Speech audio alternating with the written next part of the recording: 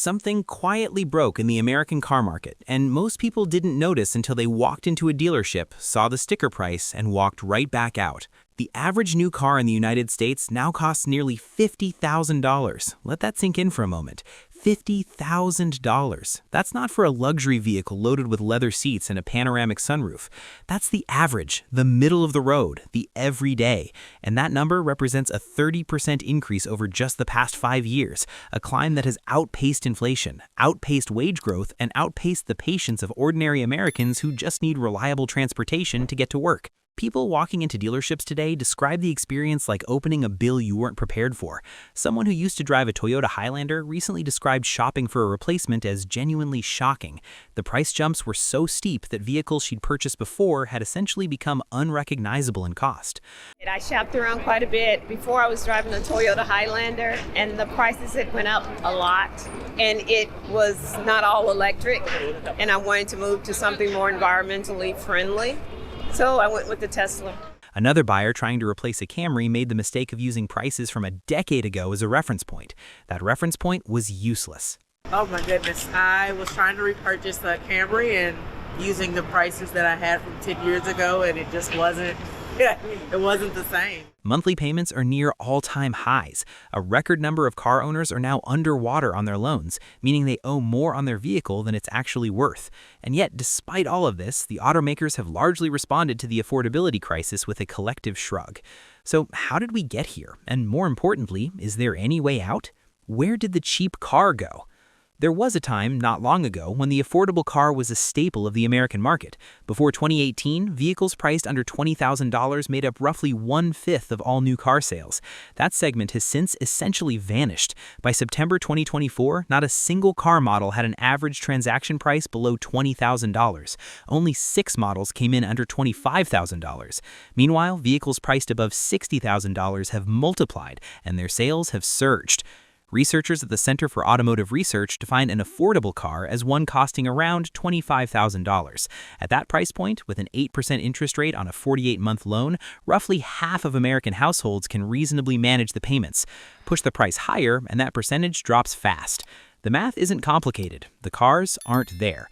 And the reason they aren't there comes down to 3 overlapping forces that reshaped the industry over the past decade and a half. The first force is the sport utility vehicle. In 2009, SUVs and trucks represented about 30% of new vehicle sales in the United States. By 2019, that number had crossed 50%. Americans didn't just prefer bigger vehicles, they demanded them, and automakers were only too happy to comply. Here's why that matters for price.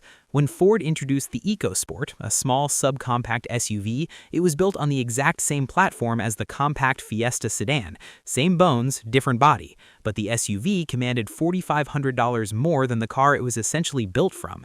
Automakers learned quickly that Americans would pay a premium for height, cargo space, and the psychological comfort of sitting above traffic. So they kept building upward, in size and in price. The sedan, once the backbone of the affordable car market, got quietly abandoned. Cheap cars don't generate excitement, they don't generate headlines, and increasingly they weren't generating the margins that kept investors happy. Which brings us to the second force, a deliberate strategic shift by the major American automakers away from volume and toward margin. General Motors, Ford, and Stellantis have been remarkably transparent about this. They are not trying to sell the most cars. They are trying to make the most money per car. And for a stretch of years, it worked spectacularly. In 2023, GM and Ford both reported profits at their highest levels in at least a decade. Stellantis posted a record. Wall Street was thrilled. But that strategy came with a quiet cost that is now becoming very loud. Dealerships across the country at their annual January gathering with automakers delivered a consistent and urgent message. Customers are walking out. Send us things we can sell for less. Part of the pressure to chase margins comes from the financial structure of these companies. Activist investors sit on corporate boards. They demand stock buybacks. They scrutinize every quarter. A CEO who announces a loss on a new affordable car line, even with a 5-year plan behind it, gets hammered. Short-term pressure makes it nearly impossible to build and sell a $25,000 car, because at current cost structures, that car loses money. And losing money, even with a long-term plan behind it, is something Wall Street punishes immediately. There's also the massive financial burden of transitioning to electric vehicles, advanced driver assistance systems, software-defined platforms, and autonomous technology. All of that investment has to be funded somehow. The answer automakers landed on was to extract maximum profit from the internal combustion vehicles they were still selling, using that cash to subsidize the EV transition. In theory, it made sense. In practice, it priced out millions of customers. The third force was the pandemic. COVID-19 disrupted production lines, strangled supply chains, and created a shortage of new vehicles at precisely the moment demand was recovering. Dealers, suddenly holding less inventory than they'd seen in years, stopped offering discounts. Prices rose. Automakers took note. Then they raised prices too. The shortage eventually eased, but the prices didn't come back down. The industry had discovered, somewhat accidentally, that customers would pay more, or at least that a portion of them would. The ones who couldn't simply stopped buying new cars. Meanwhile, something significant is happening on the other side of the world that makes all of this more urgent. Chinese EV manufacturers have developed a 30% cost advantage over legacy Western automakers, even without accounting for government subsidies. That number alone should be alarming, but the structural differences go deeper than cost. Chinese EV companies are software-first organizations. They develop vehicles the way tech companies develop products: fast, iterative, willing to ship something imperfect and improve it rapidly.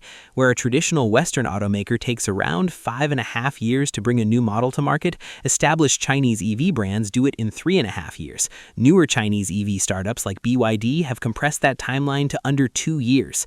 They rely on virtual testing instead of physical testing that Western companies favor, cut months off development schedules and hundreds of millions off budgets. They operate with an intensity that tolerates short-term losses in exchange for scale and learning, and they take a first principles approach, questioning assumptions that legacy automakers have treated as sacred for decades. American companies face a structurally different challenge. Every quarter, their leaders stand before investors and justify every decision. A CEO who announces a loss on a new affordable car line, even with a 5-year plan behind it, gets hammered. Chinese competitors have absorbed years of losses to capture market share and refine their manufacturing. That patience is a competitive weapon that American investors simply don't allow their companies to wield. The United States has responded with tariffs on Chinese vehicles.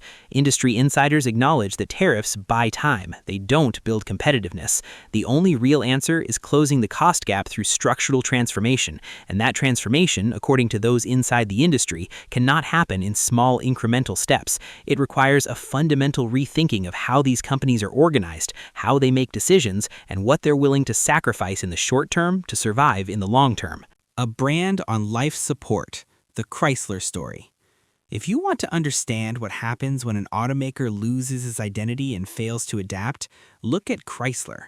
In 2005, Chrysler sold nearly 650,000 vehicles across 7 models. It was 1/3 of the American automotive establishment, the Big Three. 20 years later, the brand makes exactly one vehicle, a minivan. That's it. Chrysler was conceived as a luxury brand, the American answer to Lincoln and Cadillac. Founder Walter P. Chrysler built the company on the principle that well-engineered, beautifully designed vehicles could be genuinely affordable. The 1924 Chrysler 6 arrived with a modest price tag and serious ambitions. For decades, the brand delivered on that promise in ways that still inspire loyalty today. But somewhere in the 1980s, that identity collapsed. Chryslers became rebadged versions of other vehicles in the same corporate lineup, indistinguishable from Dodge and Plymouth products beneath the skin. The luxury promise evaporated, and once a brand loses that kind of positioning, recovering it is extraordinarily difficult. Perception hardens, customers move on, competitors fill the space. The 1990s offered a brief revival. The Chrysler 300, the peachy Cruiser, the bold and sometimes outrageous design choices of that era, the company that built a retro open-wheel hot rod in the middle of the 1990s was a company taking genuine creative risks. The Hellcat, the Demon, vehicles that made people feel something. That spirit sold cars. Then came a series of ownership changes: private equity, Mercedes-Benz, Fiat, and eventually the merger that created Stellantis in 2021. Each transition brought new priorities. Each transition moved Chrysler further from what it had once been. Resources went elsewhere, investment dried up, the lineup shrank. and the brand that Walter Chrysler built to democratize premium motoring was reduced to a single minivan manufactured in Canada, now facing the threat of a 25% import tariff. A descendant of the founder has publicly called for the Chrysler, Dodge, and Mopar brands to be sold to investors who would actually invest in them. Stellantis insists the brand has a future, pointing to a refreshed minivan arriving in 2026, a large crossover in both electric and hybrid versions, and concept vehicles suggesting a new design direction. Whether those promises translate into products that capture the market's attention remains to be seen. The pattern of announced concepts that never reach production is not a reassuring one. The Hemi and what it tells us about listening to your customers.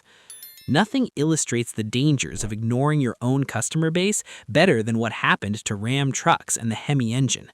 The Hemi is not just an engine. Among truck buyers, particularly Ram loyalists, it functions almost as an identity. The sound, the feel, the cultural weight of a big, naturally aspirated American V8. These things are not rational. They don't appear in spec sheets, but they are real, and they drive purchasing decisions in ways that spreadsheets consistently underestimate. When Stellantis replaced the Hemi with a twin-turbocharged inline-six across much of its lineup, the decision made logical sense. The new engine produces more horsepower, more torque, better efficiency. On paper, it's a superior product in nearly every measurable way. Ram sales dropped every single quarter from early 2024 through the same period in 2025. The new CEO brought in to reverse the damage, Tim Kuniskis, went back to basics. He surveyed the existing Ram customer base, the 3.6 million people already driving a Ram with a Hemi, and found that roughly 40% of them said they simply would not shop the brand if the Hemi wasn't available. Not that they would refuse to buy it, they wouldn't even walk into the showroom. On the first day Hemi orders reopened, 12,000 people placed orders. The lesson here isn't that the Hemi is objectively better than a modern turbocharged 6. The lesson is that what customers feel about a product is inseparable from what that product is worth to them. Strip away the thing that made them love the brand, and you don't just lose a sale, you lose a customer. And in a segment built on loyalty rates between 75 and 80%, losing customers is nearly irreversible. Is there a way out? The path toward affordable cars exists. It's just difficult, expensive, and requires patience that current corporate structures resist. Battery costs are falling faster than most forecasts predicted, which will make electric vehicles progressively cheaper to build. New high-strength steel formulations could reduce the amount of material needed in each vehicle. Shared platforms, where the same underlying architecture supports everything from a base model to a luxury variant, spread development costs across larger volumes. GM's Equinox EV and Cadillac Celestine sit at opposite ends of the price spectrum, but share the same foundational platform. Tesla's proposed manufacturing innovations could cut production costs dramatically if implemented at scale. Partnerships between automakers could allow two companies to share a production line, split development costs, and sell similar vehicles under different badges, each reaching a market the other couldn't access alone. But all of these solutions require something the industry has struggled to provide: a willingness to accept lower margins in the short term for a larger, more sustainable market in the long term. That willingness requires investors, boards, and executives aligned around a longer horizon than the next earnings call. The American car buyer is not asking for anything unreasonable. They want a reliable vehicle at a price they can actually pay from a brand they can trust. For most of American automotive history, that was considered a baseline expectation. Somewhere along the way, it became an aspiration. Getting back there is the industry's most important challenge, and based on where things stand today, it's not at all clear they're ready to meet it.